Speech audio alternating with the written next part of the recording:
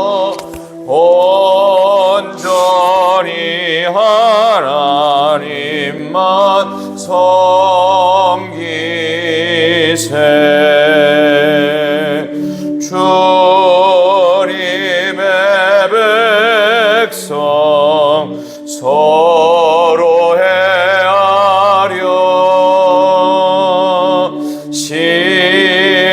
시기와 미움 아주 버리고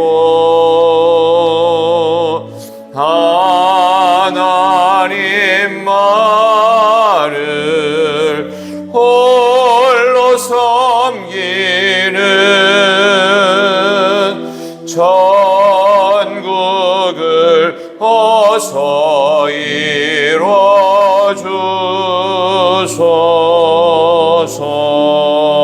이뤄주소서.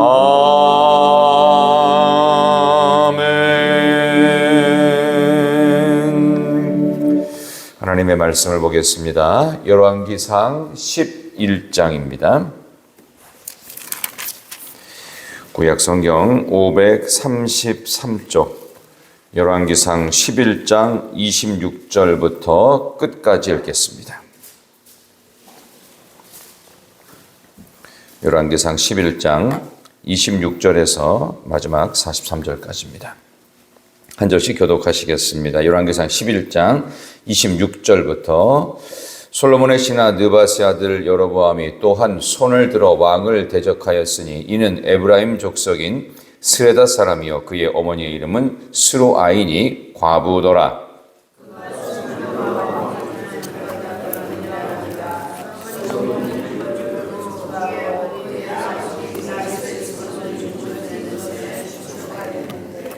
이 사람 여로보암은 큰 용사라. 솔로몬이 이 청년의 부지런함을 보고 세워 요셉 족속의 일을 감독하게 하였더니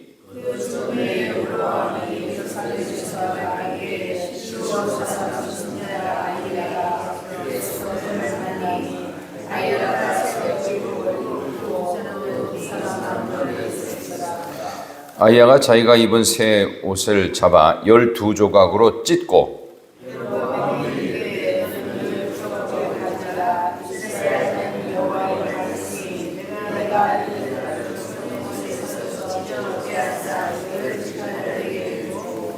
오직 내 종 다윗을 위하고 이스라엘 모든 지파 중에서 택한 성읍 예루살렘을 위하여 한 지파를 솔로몬에게 주리니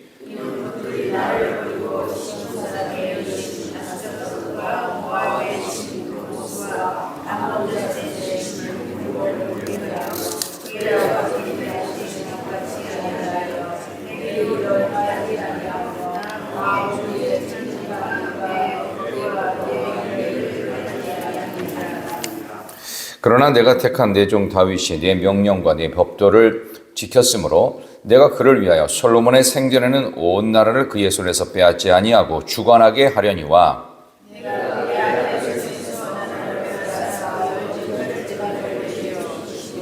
그의 아들에게는 내가 한 지파를 주어서 내가 거기에 내 이름을 두고자 하여 택한 성읍 예루살렘에서 내 종 다윗이 항상 내 앞에 등불을 가지고 있게 하리라.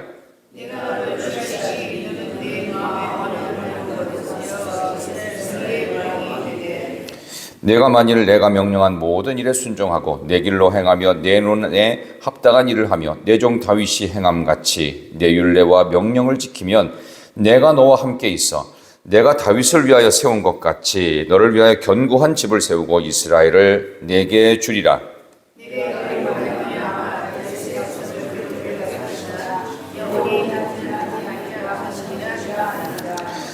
이러므로 솔로몬이 여로보암을 죽이려 하며 여로보암이 일어나 애굽으로 도망하여 애굽 왕 시삭에게 이르러 솔로몬이 죽기까지 애굽에 있으니라.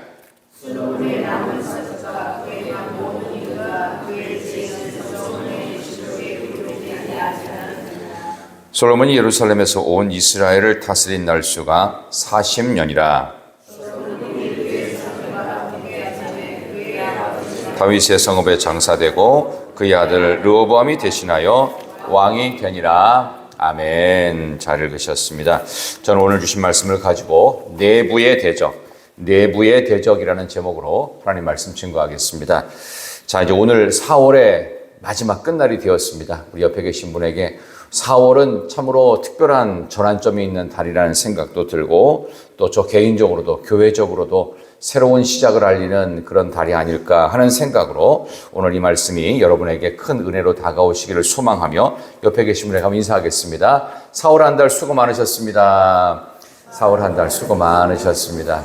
수고 많이 하셨습니다. 이제 내일부터 5월의 첫날이 되고, 예고드린 대로 열왕기상 계속해서 12장의 말씀으로 들어가도록 하겠습니다. 주신 말씀으로 내부의 대적이 드디어 솔로몬 왕에게 생겼습니다. 하나님께서는 솔로몬에게 알람 기능을 아주 적극적으로 발동하셔서 그를 경고하십니다.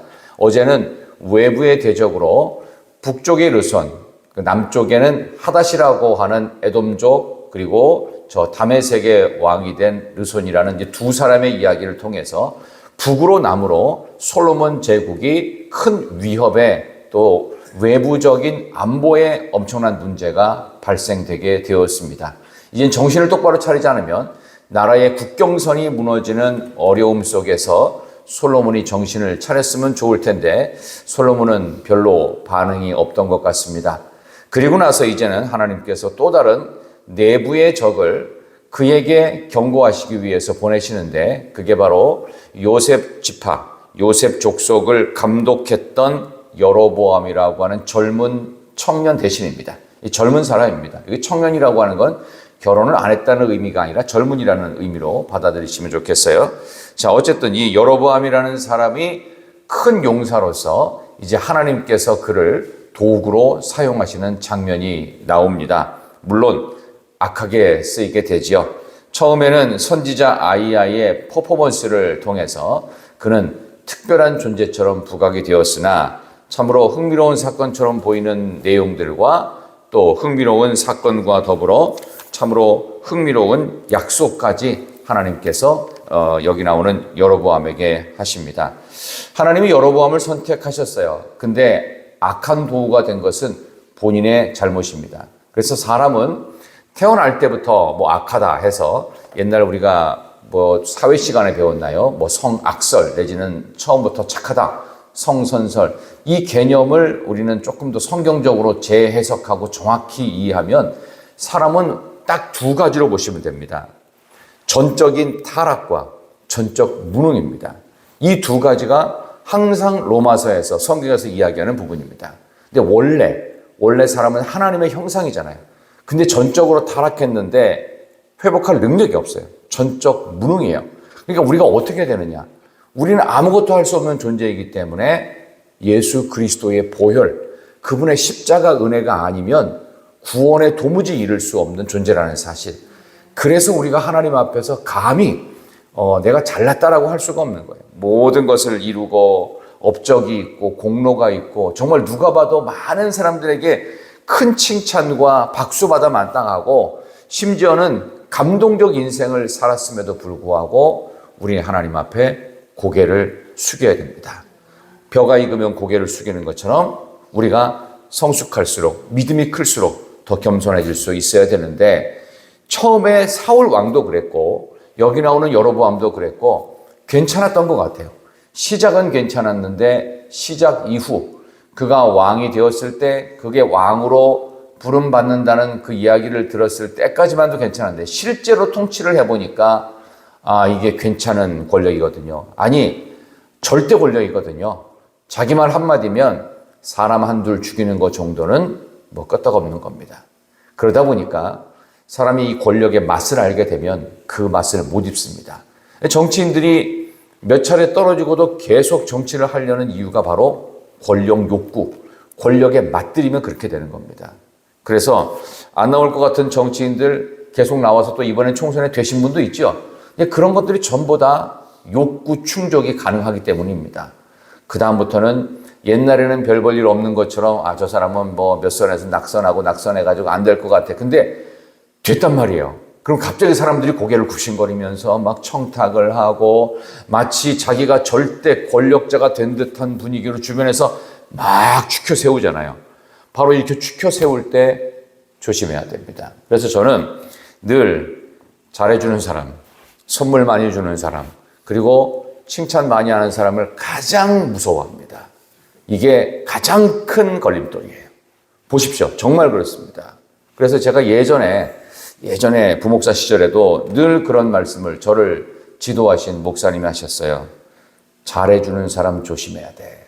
그리고 너 부목사로 이사 올 때 와가지고 인사했던 사람이 너 짐 싸서 보낸다. 뭐 이런 얘기를 하는데, 그게 틀린 말은 아니었어요. 그렇지만 그거에 뭐 흔들려갖고 내 마음이 하나님을 향한데 뭐 문제가 되지는 않습니다. 핵심은 이거예요. 여기 나오는 여로보암이 하나님에 의해 선택받아서 괜찮게 갈 수 있었는데 스스로 그것을 권력욕에 의해서 흔들리게 됩니다. 문제가 더 커집니다. 어디 나오느냐 한번 잠깐 볼까요? 오늘 본문의 말씀 먼저 흥미로운 퍼포먼스 잠깐 보도록 하겠습니다. 30절과 31절 보십시다. 자, 흥미로운 퍼포먼스로 이제 여로보암이 왕이 된다는 이야기를 아이야 선지자한테 듣습니다. 30, 31절 아이야가 시작. 아이야가 자기가 입은 새 옷을 잡아 12조각으로 찢고 여로보암에게 이르되 너는 10조각을 가지라. 이스라엘의 하나님 여호와의 말씀이 내가 이 나라를 솔로몬의 손에서 찢어 빼앗아 10지파를 내게 주고 아멘. 12개의 지파 중에 10지파면 약 한 85%가 본인한테 가는 겁니다. 큰 재벌 회사가 있어요. 주식을 85% 갖고 있는 사람을 뭐라고 하죠? 대주주라고 하죠. 85% 갖고 있으면 이 사람 말이면은요, 안 되는 것도 되는 겁니다. 되는 것도 하룻밤 사이에 안 되는 겁니다. 자, 85%가 나한테 온다? 12지파 중에 10개가 온다. 얼마나 기분이 좋았을까요? 드디어 권력을, 내가 잡을 수 있다니. 이 놀랍고도 흥미로운 제안, 엄청난 제안입니다. 근데 마치 아이야 선지자가 새 옷을 입었는데 그걸 12조각으로 막 찢는 걸 보면서 선지자야 뭐 하십니까? 하면서 10조각은 네 거야. 그리고 2조각은 솔로몬 거야. 하면서 하나님이 너한테 이 10지파를 준다고 그랬어. 그러니까 너무 기가 차고 놀랍고 좋으면서 마음속에 이제는 계산을 하기 시작합니다. 전체 85%가 내 거, 내가 이 나라의 절대 권력자 대주주가 되었어. 이게 될 거야. 라고 하는 생각 속에서 그동안 가졌던 겸손했던 솔로몬의 지배 아래서 요셉 족속 감독관이었던 그는 일약 왕으로서 새로운 나라를 만드는 기가 막힌 제안을 받습니다. 그런데 이보다 더 중요한 이야기를 아이야가 합니다. 자, 우리 38절 보시겠습니다. 38절 같이 한번 보시겠습니다. 이것도 역시 여로보암에게 한 이야기입니다. 38절 시작. 내가 만일 내가 명령한 모든 일에 순종하고 내 길로 행하며 내 눈에 합당한 일을 하며 내 종 다윗이 행함같이 내 율례와 명령을 지키면 내가 너와 함께 있어 내가 다윗을 위하여 세운 것 같이 너를 위하여 견고한 집을 세우고 이스라엘을 내게 주리라. 아멘. 다윗이 행함같이 다윗을 위하여 세운 것 같이 명령에 순종하면 네가 아무리 왕족으로 시작하지 않았더라도 중간에 왕이 되었더라도 10개 지파가 아닌 12지파, 10개 지파만 받더라도 너는 나중에 잘 될 수 있다. 어떻게 하면? 다윗처럼 말씀에 순종하면. 이름 없는 한 사람을 하나님은 위대한 사람으로 만드시기 위하여서 조건을 반드시 거십니다. 그건 뭐냐? 하나님 말씀에 대한 철저한 순종입니다. 이 순종은 선택하는 거라는 말씀을 제가 드렸던 기억이 납니다. 순종은 선택하는 거예요. 여러분들이 무엇을 선택하느냐에 따라서 여러분의 인생의 시간은 달라질 수 있습니다. 제가 희락교회 담임 목사가 될 수 있었던 이유가 뭐라고 생각하십니까? 제가 선택을 잘했기 때문입니다. 제가 통합측 신학교를 선택했기 때문에 여기 올 수 있었어요. 제가 만약에 합동측 신학교를 선택했거나 성결교 쪽 신학교 선택하면 대구희락교회는 아무리 대단한 능력자라도 못 옵니다. 왜? 교단 출신이 아닌 목회자이기 때문입니다. 그런데 제가 선택을 다행스럽게도 잘했어요. 제가 신학교를 선택할 무렵에 그때 그 목사님이 이제 은퇴를 하시고 미국에서 목회하시는 분인데요. 그분이 저한테 3가지 제안을 하셨어요. 너 우리 교회가 있는 장로의 신학대학교를 갈래? 아니면 그 총신대를 갈래? 아니면 정 그것도 부담되면 저 양평에 있는 그 아시아연합신학대학교를 갈래? 그러면서 이 세 가지 중에 선택을, 근데 제가 뭘 알아요, 그때. 19살짜리가. 근데 뭐, 딴 거는 모르겠고, 일단은 우리 통합측 신학교 넣어봐. 근데 그랬어요. 그래서 이제 가게 된 경우였습니다. 들어가 보니까, 이런 데가 우리 예장 통합측 신학교구나 해서 공부를 했거든요. 우리의 선택이 과연 어디에 있는지. 근데 선택 중에 제일 중요한 선택은요, 여러분이 머리 굴리는 선택이 아니라 하나님의 말씀에 순종하는 선택이에요. 그래서 내가 나중에라도 그렇게 하길 잘했지라고 하는 거는 자녀들을 키울 때 한번 생각해 보시면, 자녀들을 키울 때 여러분의 고집스러움과 여러분의 주관과 나의 계획에 맞춰서 애들이 키워지던가요? 그런 일은 거의 없습니다.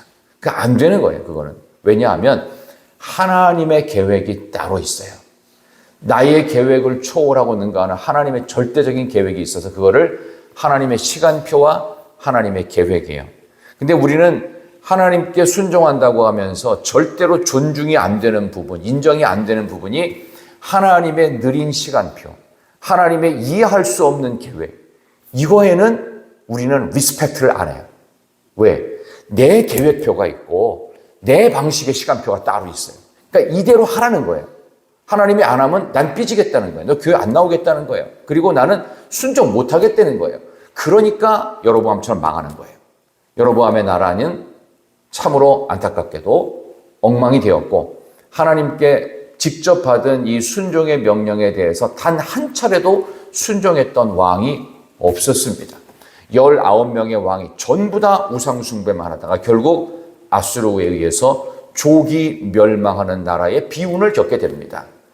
이런 참으로 부끄러운 딱지를 뗀 이유는 딱 하나, 순종을 했어야 되는데 불순종을 합니다.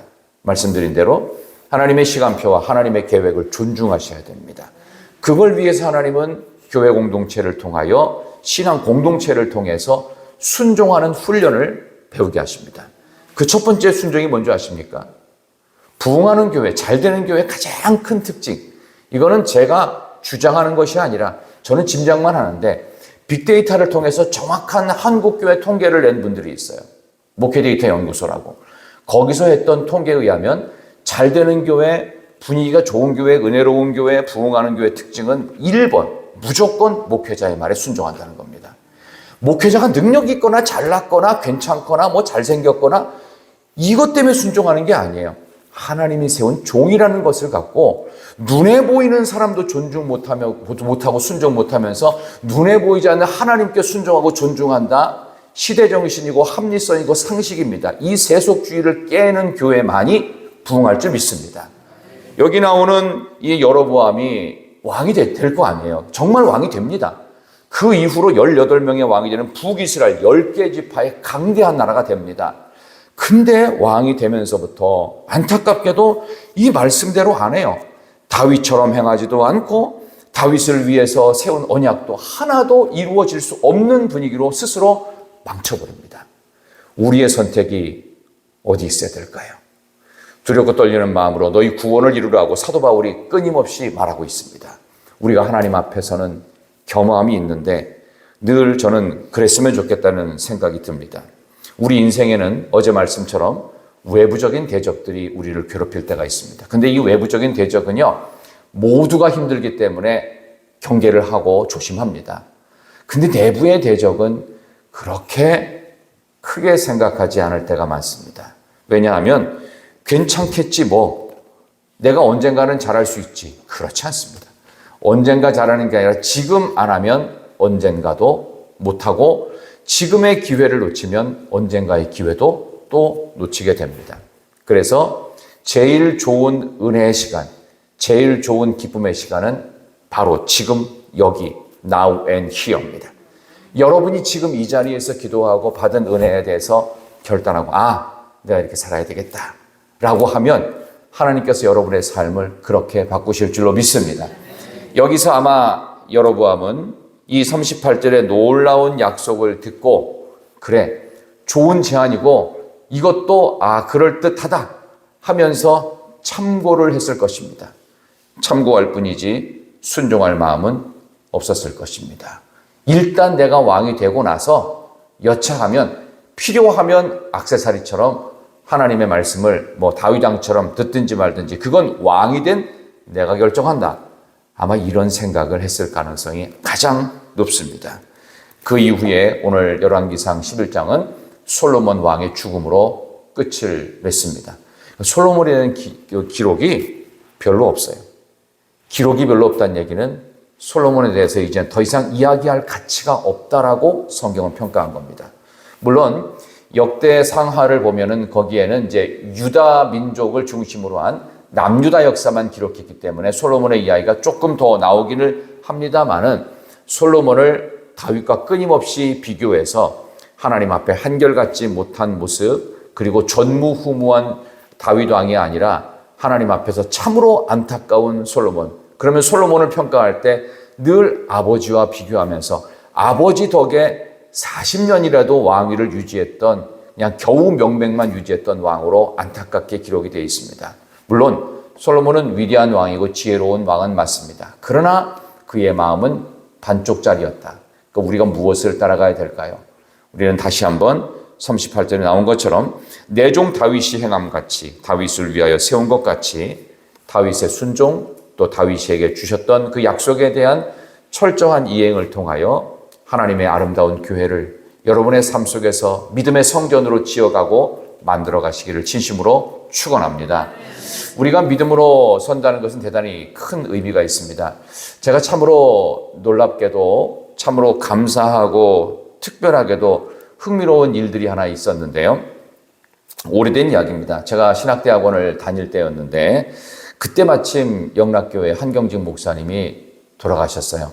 그래서 그 영락교회 예배당에서 그 장례식을 한다고 당시에 장신대 서정훈 총장님이 장로의 신학대학교 신학대학원 중창단 빨리 준비해서 나와 함께 영락교로 가자. 근데 학생들이 수업 도중이어가지고 어떻게 할 수가 없어서 부랴부랴 막 이제 그 교수님께 양해를 구하고 저와 함께 몇 명의 멤버들이 그 양복으로 다 갈아입고 또 양복이 없는 친구들은 막 집에 가서 막 가져오고 막 이래 신학생들이 가가지고 영락교 예배당에서 하늘 가는 밝은 길이 내 앞에 있으니 그 이제 찬양을 조가로 불렀습니다. 제가 뭐 조가를 불렀다는 얘기를 하려고 하는 게 아니라 한경직 목사님이 옛날에 남한산성에 가서 이제 은퇴 이후에 이제 시간을 보내실 때 많은 목회자들이 찾아왔습니다. 그러면서 아마 들어보셨을 얘기도 될 것 같아요. 그때 목회자들에게 했던 이야기가 있습니다. 목사님, 우리 후배 목회자들이 왔는데 우리를 위해서 조언 한마디 해주십시오. 목회하는 게 예전 같지 않습니다. 지금은 그때 한참 지난 그 한경직 목사님 돌아가신 게 2000년으로 제가 기억이 되는데요. 그때 돌아가시기 전이었으니까 아마 1900년대 후반쯤 되지 않았을까요? 한참을 한경직 목사님이 고민을 하셨대요. 그러다가 이제 많은 목사님들, 기라성 같은 정말 유명한 목사님들, 지금 은퇴하신 목사님들 거의 다 그분들 앞에서 딱 한마디 하셨어요. 뭐라고 했는지 혹시 들으신 분이 있습니까? 딱 한마디. 목사님들 예수 잘 믿으십시오. 목사님들 예수 잘 믿으십시오. 모든 분들이 정적이 열렸어요. 목회 테크닉을 어떻게 하고 교인들은 어떻게 다루고 그 다음에 설교는 어떻게 준비하고 또 선교 사업은 어떻게 하고 이런 얘기를 할 줄 알았어요. 근데 한경직 목사님의 입에서는 딱 한마디. 예수 잘 믿으십시오. 내가 예수 잘 믿는 모습이 교회입니다. 여러분들이 예수 잘 믿기 위해서 순종을 선택하는 일에 머뭇거리지를 마시기를 소망합니다. 순종의 가장 아름다운 모습은요, 내가 순종을 했는데 좀 계산을 해보니까 조금 나한테 손해가 나는 것 같아요. 그 완벽한 순종입니다. 손해가 나는 것 같은 순종. 왜? 하나님의 시간표도 이해할 수 없고 하나님의 계획도 도무지 납득이 안 가요. 근데 그것도 다 양보하고 나니까 그때 순종하기를 잘했지를 한참 뒤에 하게 됩니다. 내가 만약 그때 납득이 될 때까지, 내가 이해가 될 때까지 고집을 피웠다면 절대로 순종이 안 됩니다. 근데 하나님은 그런 순종을 요청하십니다. 근데 순종하고 나니까 그때 내가 그렇게 하기를 잘했지. 그게 하나님의 시간이었고 그게 하나님의 계획이었구나.